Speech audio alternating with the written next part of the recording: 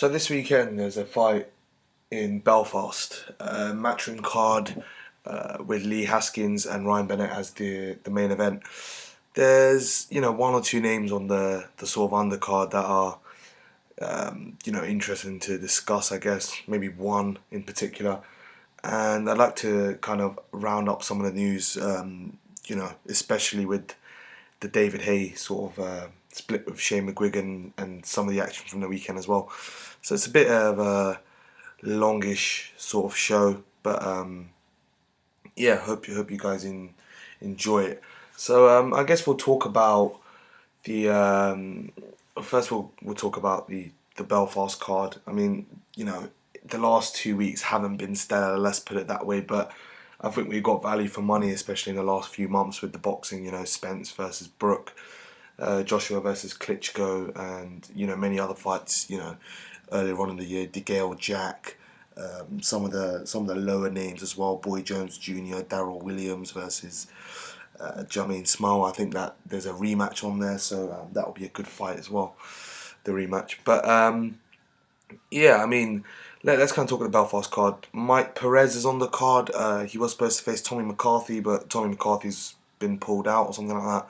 So Mike Perez is yet to have an opponent, TBA, as famously known by all the fans. Paul Highland Jr., a lightweight prospect. He'll be fighting for some version of the IBF European belt. I don't know what it is. It's a fairly new belt, I assume, but nonetheless, basically a regional belt. And yeah, Lee Haskins versus Ryan Burnett. For me, I'll be focusing on Mike Perez a little bit just to see how he looks. I know it's against TBA. It would have been good to see him against Tommy McCarthy, but yeah, Paul Highland might be in a decent fight, and I'm definitely looking forward to the main event. I think that'll be a decent fight. Mike Perez, obviously, he's coming in at cruiserweight, and he's cutting the weight. He's been looking trim in the gym. So yeah, let's see how he looks.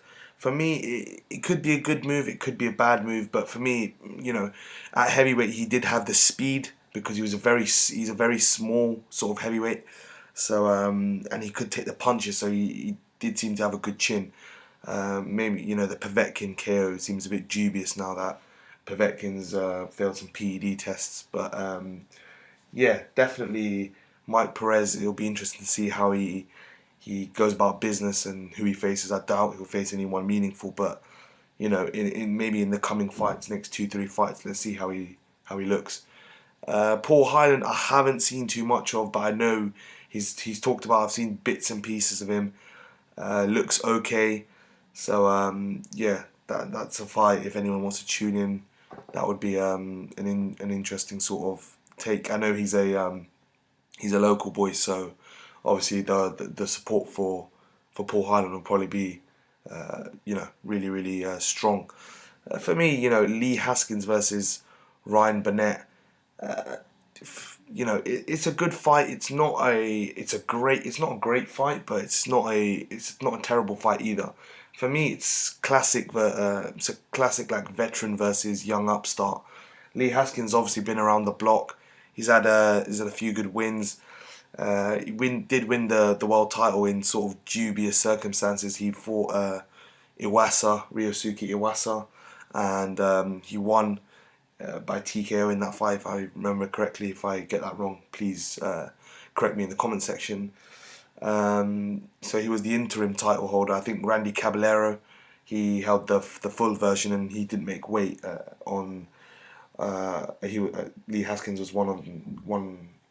I think he was on the undercard of one of the big fights. I think it was the Amir Khan fight, but can't remember too much on that. And he failed to make weight, Randy Caballero, and obviously was stripped. He now fights at Super Bantam, and Lee Haskins was upgraded to the full IBF bantamweight champion. He's a good fighter, Lee Haskins. He's been around the block, and he's definitely done some good work over the years. He's beaten Jamie McDonnell, I think, in an 8-rounder. But it's I'd like to have seen his career go off a little bit more, but I guess he's getting old in age, and he's openly said, "I'm not in the game for titles and whatnot. I'm in the game to provide for my family and make sure he makes money basically." So fair play to him. If he's trying to maximize as much money as he can, best of luck to the kid. He's a tricky customer at times, Lee Haskins, particularly in the first 6 rounds. In the second half of fights, he tends to gas pretty badly. He gasses pretty horribly, to be honest, and he doesn't really seem to have the snap behind his work. He seems very lethargic. His footwork's pretty poor in the second half of fights. So, it depends if he can keep up a decent pace and he can keep Burnett off him with the jab. Burnett's obviously a distinguished amateur. He trains with Adam Booth. And, from what I've seen of Ryan Burnett, he hasn't set the world alight.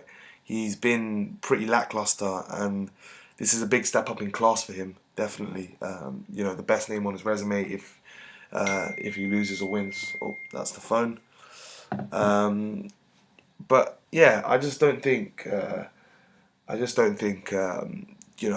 Burnett's definitely set the world alight, and I definitely wouldn't have wanted maybe a few fights here and there in the step up sort of the way of a step up fight, but I guess at the lighter weight classes it's difficult because the talent pool isn't as big. So maybe understandable, but maybe one or two fights would have been slightly better. He's obviously got the chance, and yeah, I said on the BG podcast I picked Lee Haskins, but for me this is a 50-50. I've been watching more tape of these guys, and for me it's very, very tough. I don't know who to pick, and yeah, I'm struggling to pick a winner. In this fight, I think Haskins has definitely got the experience and he's got good skills, especially in the first 6. But it's whether he can maintain it and carry on for the last 6. For me, Stuart Hall, he won a lot of late rounds in their rematch.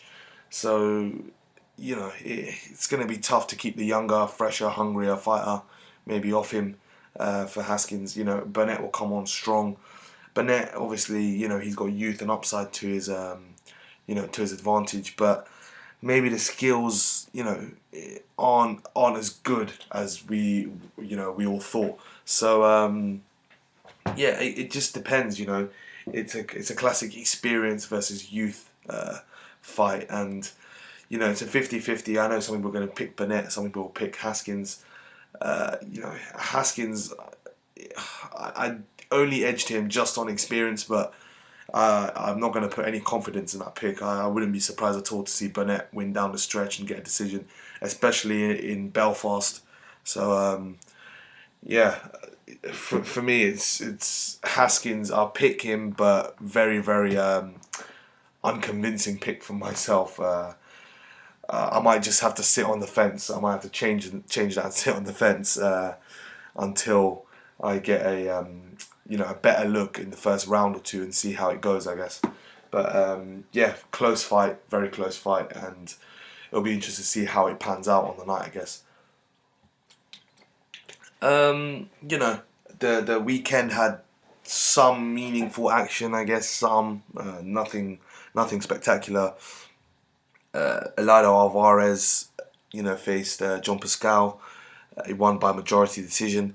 Elida Alvarez is, I know someone like Gossip is quite high on him, but I just don't share that. I just don't share the same opinion. Sorry. He's just very, very, very average for me. He's basically a sparring partner for the top guys. He's just a notch below the top guys. The Ward, the Kovalevs, and the Stevensons.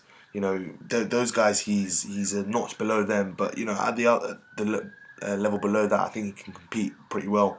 I just think he's bang average, and yeah, I just don't really see the upside to him. But yeah, nonetheless, he got a decent win over a popular guy in John Pascal. So yeah, he retains his mandatory spot for Stevenson, who retained his belt against Andrzej Fonfara, devastating second round knockout. And he just ploughed through Fonfara, and yeah, he made it really easy work. Fonfara had miles on the clock, but he was always outmatched, I think, against Stevenson in this fight, especially after the sort of, the fights he had. Just think Stevenson was a level above him anyway. So obviously Stevenson got a bit of stick in the interview, I think, with Jim Gray. Rightly so, he deserves that. And I just like to see him fight a top guy. Obviously Alado Alvarez is the mandatory. I think the next guy in the waiting line may be Joe Smith Jr. versus Alexander Gvodchik, the Ukrainian standout prospect. The winner of that will be the next mandatory after Alvarez faces Stevenson, if Stevenson doesn't make it. So it'd be interesting to see if he actually does face someone like a Ward or a Kovalev, and it's just I just don't see I don't see any sense of urgency or seriousness in Adonis Stevenson, and he's just completely gone off the boil, and I don't really have anything more to say on him, to be honest. But I guess we'll wait and see. David Haye splits from Shane McGuigan. For me, I just didn't think it seemed like a good match at the start, but I think as time went on, it didn't seem like the best pairing. And I think David Haye is a sort of person who dictates a lot of his career. He knows exactly what he wants, and I just have to echo someone like Ultratech Sports, who I'm a big fan of. He basically said both top guys, both have their own ways of doing things. I just think David Haye has his own way of doing things, and the things that Shane was able to do with George Groves, Carl Frampton, and some of his other fighters, he's not able to do with David Haye, because David Haye's kind of become accustomed to doing his training or sparring or whatever in a certain way. So it seemed like a good move, but obviously in retrospect, it may have just it may have just not worked out. So it does seem a bit dodgy as to what David Haye's going to do next. Is he going to face Tony Bellew? Is he going to face and one of the other heavyweight champions, maybe Joseph Parker? I know he's quite high in the WBO rankings, or he was before Bellew beat him. So it's interesting to see with David Haye, because he's just he's been calling out the Anthony Joshua fight, and he's lost to a significantly lower level guy, let's be honest, in Tony Bellew. And that's no disrespect. Tony's a nice guy. I've met him in person. But I think he's a level below someone like an Anthony Joshua. And, he's got to consider whether or not he might be finished at the top level. David Haye, he might be able to face the guys below those elite sort of top five, maybe heavyweights, but against the against the sort of from 5 to 10 and the rest of the guys downwards, I think he'd have a definite chance against any of them. So it's difficult to say. Only David Haye and I guess people in his team. I wouldn't assume he has a fully assembled team due to a split from Shane McGuigan, but he'd obviously have his own sort of personal advisors and his personal strength and conditioning coach and all that stuff. So for me, it's a matter of how he comes back and how banged up he is, because I think he's completely banged up, and I think at the moment he's had some serious injuries, and I just don't think it's smart for him to come back in a tough fight. I think he needs to, if he's going to come against a very durable sort of journeyman, go the rounds, and see where he's at. If he's not at it, maybe just keep beating up on bottom feeders, because it definitely worked for him against Demori and Jar Jar. But when you actually fight someone who's gonna have a dig at your face, not just stand there and be a punch bag, it makes all the difference. And I think he found that out against Tony Bellew, and David Haye definitely got found out in that fight. He got a bit exposed in terms of, he just beat loads of people up, probably in sparring as well, people who were, not the greatest of sparring partners either. And, he faced someone who actually wanted to have a bit of a tear up, and you know, as I said, credit to David Haye. He done well in the fight for someone who had one leg for about 6 or 7 rounds. But maybe he should have foresaw that in terms of going into the ring with an opponent that was actually live in the fight, compared to Demori and Jar Jar, someone who's actually going to punch back and someone who's actually going to be had some desire, I guess, in the fight. Whereas those two guys, the first two guys he faced, they had little to no resistance. And it flat to the sea for David. So as I said, it's not a criticism of David Haye or anything like that. I just thought I'd discuss the news, talk about the news, and see what other people's opinions are. Obviously, he's had an injury, a very, very serious injury, and I do hope he comes back safely from it. Just in general health, but in terms of boxing, does he really need to box? Does he need to continue? You guys, I would love to hear your thoughts on it. My thoughts are, if he's serious, he says he wants to get a world title, he needs to work his way up the rankings, fight some serious guys, and really try and make a name for himself and earn the money that he's earning. Feels like he's just getting into big fights due to his big name. So, I'd love to see him fight someone with maybe like a Kubrat Pulev or something like that. Not in the next fight, but maybe in 2-3 fights time. And it'd be interesting to see if he can actually beat someone like that, because someone like a Kubrat Pulev is beatable. I know he's mandatory for possibly the AJ Klitschko rematch, but he's definitely mandatory for the IBF belt.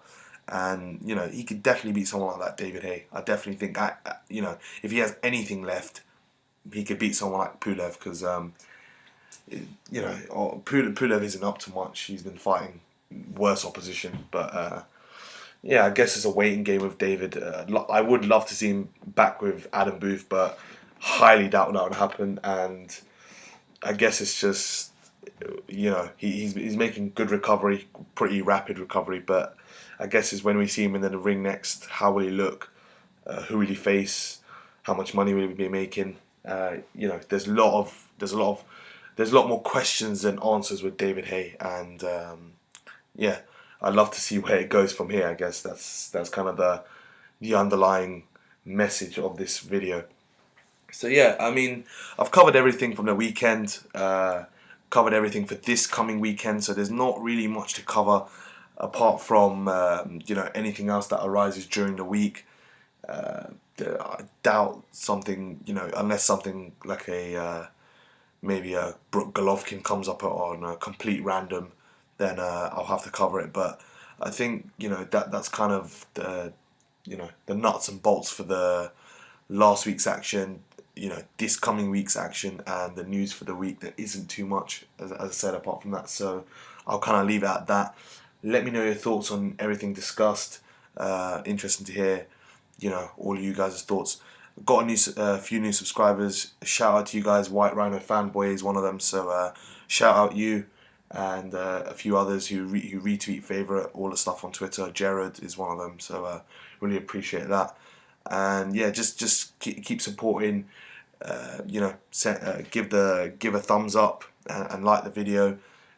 Share and subscribe it so it gets out. We can get more, boxing fans and boxing subscribers and fanatics on. So it'll be good stuff. And until next time, we will catch up soon. And take care, guys. Peace.